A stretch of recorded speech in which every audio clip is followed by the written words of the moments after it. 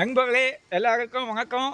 என்ன எங்க மிலாடி நபி நல்லா கொண்டாடுனீரா? நல்ல இறைச்சி பிரியாணி எல்லாம் வச்சு நல்லா கொண்டாடுனீரா?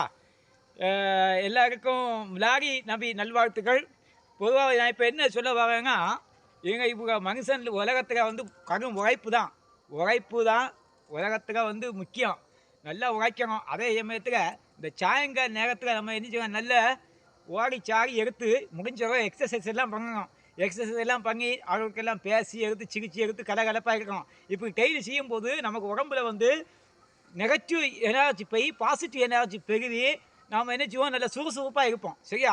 சும்மா ஒரு உறக்க வச்சவங்க நம்ம வீட்டில் வந்து உறங்க விடாது. தூக்கம் வந்து ஒரு ஒரு மனுஷனுக்கு சராசரியாக தூக்கம் 6 மணி நேரம் தான். அது தாங்கினா கண்டிப்பாக நமக்கு என்ன சொல்லலாம், நமக்கு உடம்புல ஏதாவது நோய் இருக்குன்னு அர்த்தம். அளவுக்கு அதிகமாக தூங்கவும் கூடாது, ரொம்ப நேரம் தூக்கம் இல்லாமல் தவிக்கவும் கூடாது.